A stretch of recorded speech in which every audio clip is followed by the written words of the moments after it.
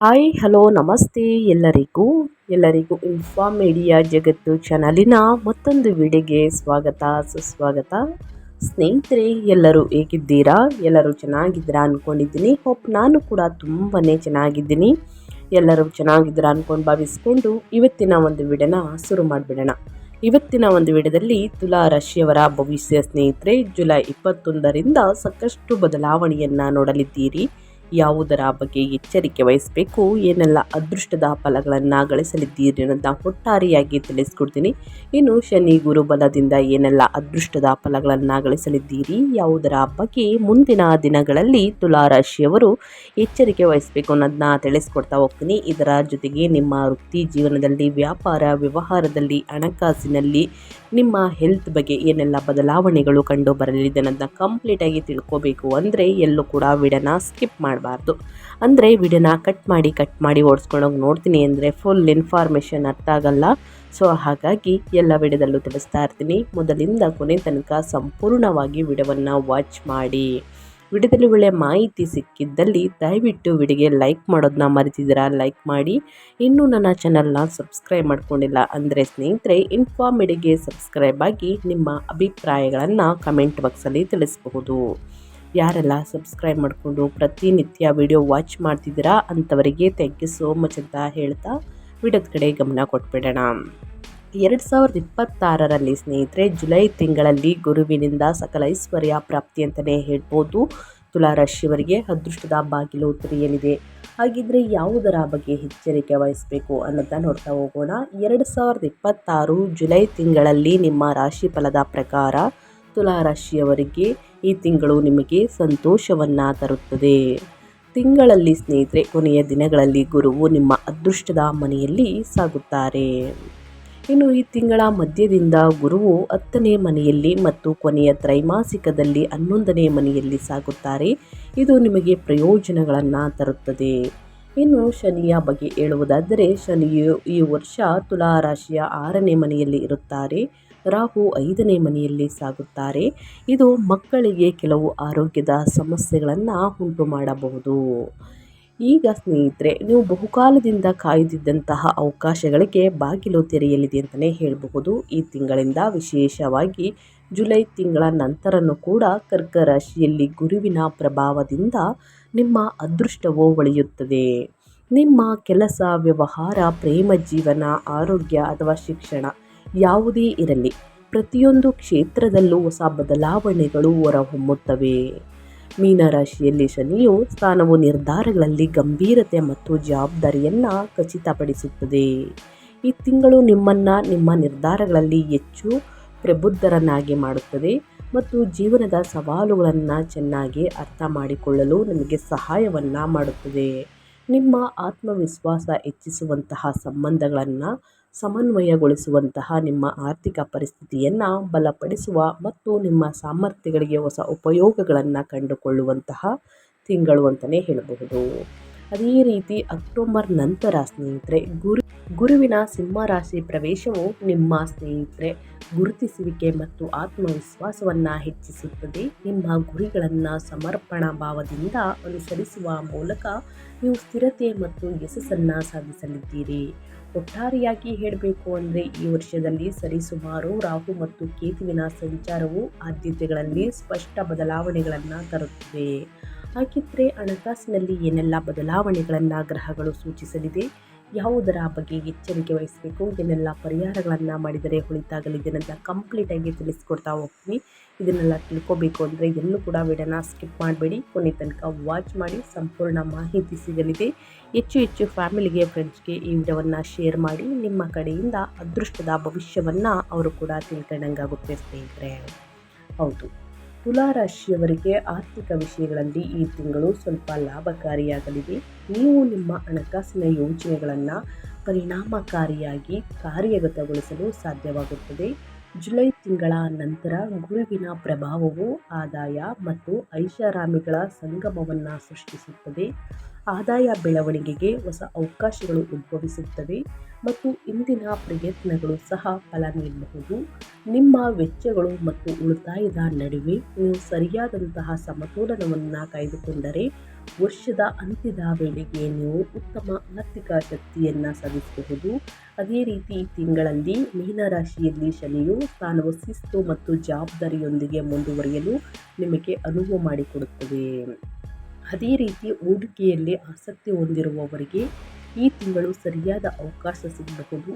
ನೀವು ಚಿಂತನಾಶೀಲವಾಗಿ ನಿರ್ಧಾರಗಳನ್ನು ತೆಗೆದುಕೊಂಡಿದ್ದರೆ ಈ ತಿಂಗಳ ನಂತರ ಆರ್ಥಿಕ ನಿರ್ಧಾರಗಳಲ್ಲಿ ಹೆಚ್ಚಿನ ಸ್ಪಷ್ಟತೆಯ ಲಕ್ಷಣಗಳು ಕೂಡ ಕಂಡುಬರಲಿದೆ ತುಲಾರಾಶಿಯ ವ್ಯಕ್ತಿಗಳಿಗೆ. ಇನ್ನು ಕುಟುಂಬದಿಂದ ಹಣಕಾಸಿನ ಬೆಂಬಲವು ಲಭ್ಯವಿರುತ್ತದೆ. ಇದು ನಿಮ್ಮ ಯೋಜನೆಗಳನ್ನು ಪೂರೈಸಲು ನಿಮಗೆ ಸಹಾಯವನ್ನು ಮಾಡುತ್ತದೆ. ನೀವು ವ್ಯವಹಾರದಲ್ಲಿದ್ದರೆ ಈ ತಿಂಗಳ ನಂತರ 2026 ಆಗಸ್ಟ್ ತಿಂಗಳಿಗೆ ಸರಿಸುಮಾರು ರಾಹು ಮತ್ತು ಕೇತುವಿನ ಸಂಚಾರದಿಂದಾಗಿ ಆದ್ಯತೆಗಳಲ್ಲಿ ಬದಲಾವಣೆಯೊಂದಿಗೆ ಲಾಭದ ನಿರೀಕ್ಷೆಗಳು ಹೊರಹೊಮ್ಮುತ್ತವೆ.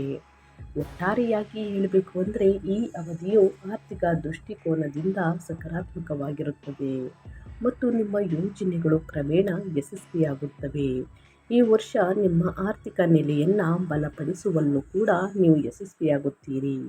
ತುಲಾರಾಶಿಯ ವ್ಯಕ್ತಿಗಳು ಏನೆಲ್ಲ ಅದೃಷ್ಟದ ಫಲಗಳನ್ನು ಗಳಿಸಲಿದ್ದೀರಿ, ಯಾವುದರ ಬಗ್ಗೆ ಹಣಕಾಸಿನ ವಿಚಾರದಲ್ಲಿ ಎಚ್ಚರಿಕೆ ವಹಿಸಬೇಕು ಅಂತ ಕಂಪ್ಲೀಟಾಗಿ ತಿಳಿಸ್ಕೊಟ್ಟಿದ್ದೀನಿ. ಇನ್ನು ಅದೇ ರೀತಿ ನಿಮ್ಮ ವೃತ್ತಿ ಜೀವನದ ಬಗ್ಗೆ ಹೇಳೋದಾದರೆ ಏನೆಲ್ಲ ಬದಲಾವಣೆಯನ್ನು ನೋಡಲಿದ್ದೀರಿ ಸ್ನೇಹಿತರೆ, ಯಾವುದರ ಬಗ್ಗೆ ನಿಮ್ಮ ವೃತ್ತಿ ಜೀವನದಲ್ಲಿ ಎಚ್ಚರಿಕೆ ವಹಿಸಬೇಕು ಅಂತ ನೋಡ್ತಾ ಹೋಗೋಣ ಬನ್ನಿ.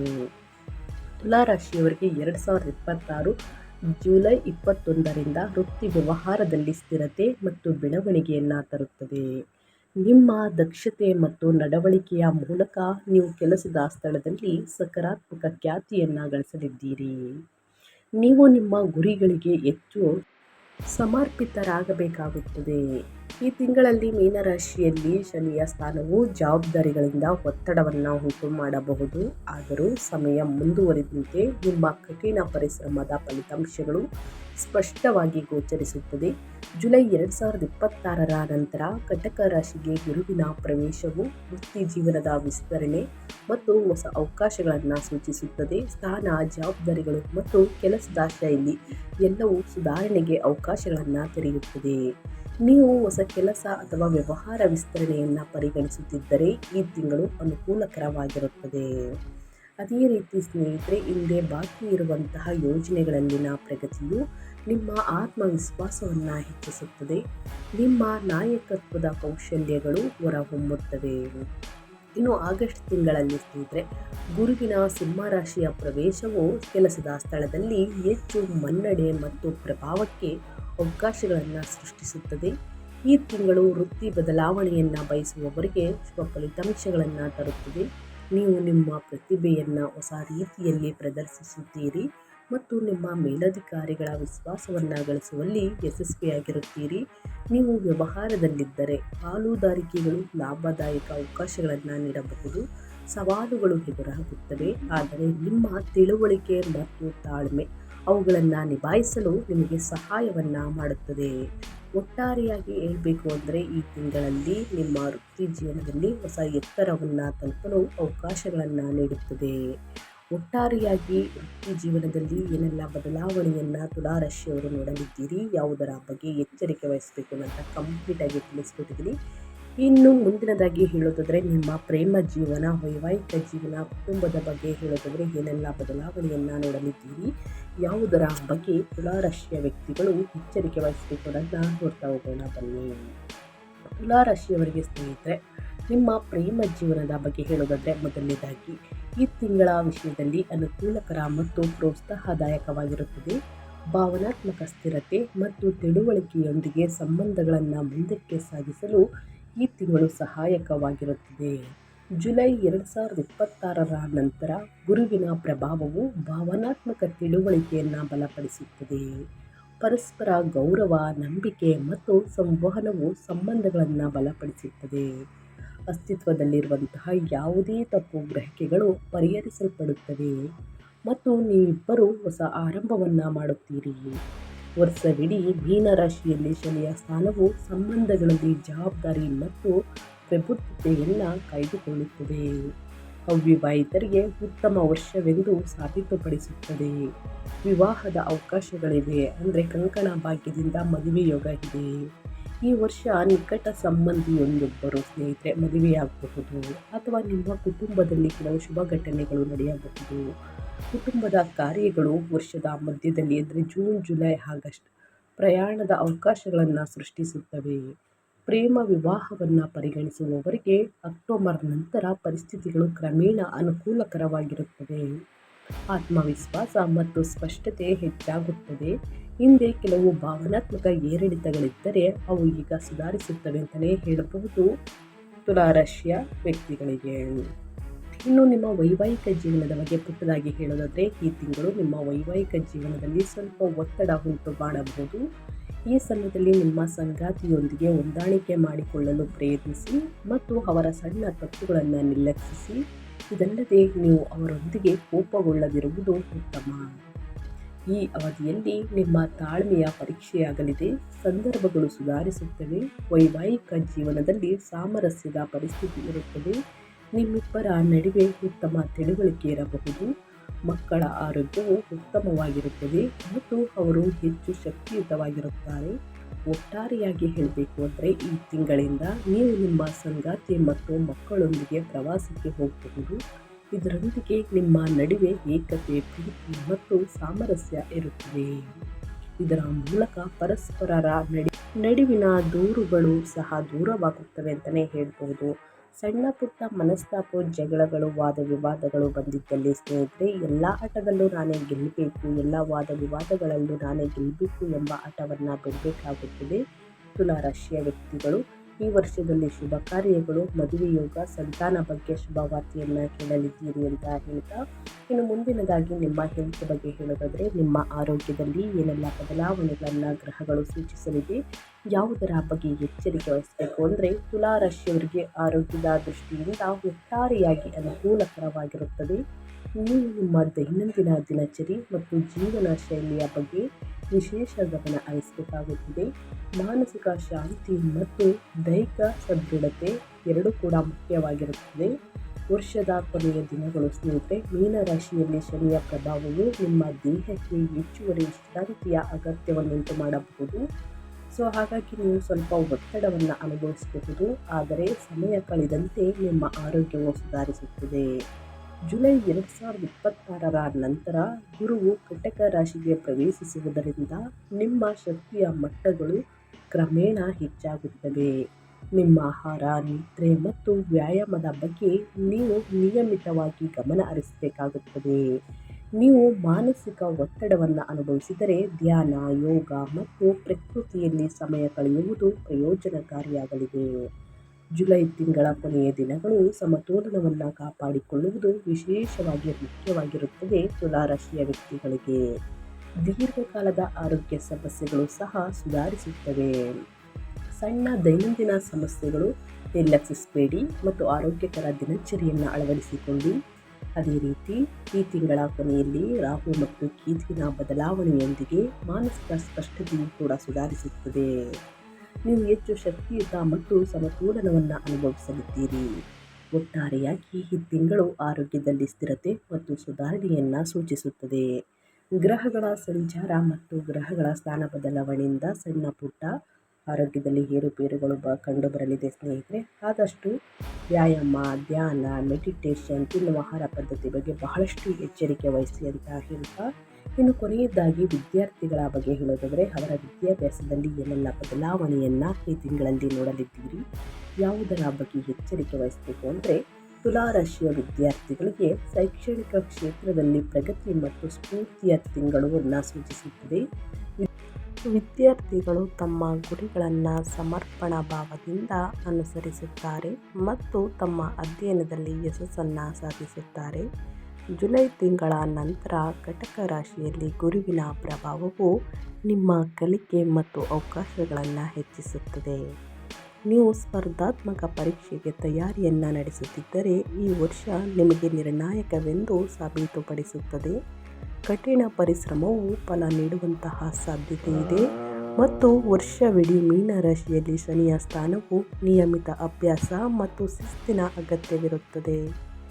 ಉನ್ನತ ಶಿಕ್ಷಣವನ್ನು ಅನುಸರಿಸುವ ವಿದ್ಯಾರ್ಥಿಗಳು ಈ ತಿಂಗಳು ಅಧ್ಯಯನದಲ್ಲಿ ಏಕಾಗ್ರತೆ ಹೆಚ್ಚಾಗುತ್ತದೆ ಮತ್ತು ಕಷ್ಟಕರವಾದ ವಿಷಯಗಳನ್ನು ಅರ್ಥ ಮಾಡಿಕೊಳ್ಳುವಂತಹ ಸಾಮರ್ಥ್ಯ ಬೆಳೆಯುತ್ತದೆ. ಈ ತಿಂಗಳ ನಂತರ ಸಿಂಹ ರಾಶಿಗೆ ಗುರುವಿನ ಪ್ರವೇಶವು ಆತ್ಮವಿಶ್ವಾಸದಲ್ಲಿ ಸ್ಪಷ್ಟತೆ ಮತ್ತು ಉತ್ತೇಜನವನ್ನು ತರುತ್ತದೆ. ವೃತ್ತಿ ಆಧಾರಿತ ಶಿಕ್ಷಣವನ್ನು ಮುಂದುವರಿಸಲು ಬಯಸುವಂತಹ ವಿದ್ಯಾರ್ಥಿಗಳಿಗೆ ಹೊಸ ಆಯ್ಕೆಗಳು ತೆರೆದುಕೊಳ್ಳುತ್ತವೆ. ನಿಮ್ಮ ಅಧ್ಯಯನದಲ್ಲಿ ನೀವು ಸಮತೋಲಿತ ದಿನಚರಿಯನ್ನು ಕಾಯ್ದುಕೊಳ್ಳಬೇಕಾಗುತ್ತದೆ. ರಾಹು ಮತ್ತು ಕೇತುವಿನ ಸಂಚಾರವು ನಿಮ್ಮ ಗುರಿಗಳು ಮತ್ತು ನಿರ್ದೇಶನಕ್ಕೆ ಸ್ಪಷ್ಟತೆಯನ್ನು ತರುತ್ತದೆ. ಕ್ರಮೇಣ ನಿಮ್ಮ ಆತ್ಮವಿಶ್ವಾಸ ಬೆಳೆಯುತ್ತದೆ ಮತ್ತು ನೀವು ಸುಧಾರಿತ ಫಲಿತಾಂಶಗಳನ್ನು ನೋಡುತ್ತೀರಿ. ಕಲೆ ಮತ್ತು ಸಂಗೀತದಲ್ಲಿ ನೀವು ಆಸಕ್ತಿಯನ್ನು ಈ ವರ್ಷ ಹೆಚ್ಚಾಗುತ್ತದೆ ಅಂತಲೇ ಹೇಳಬಹುದು.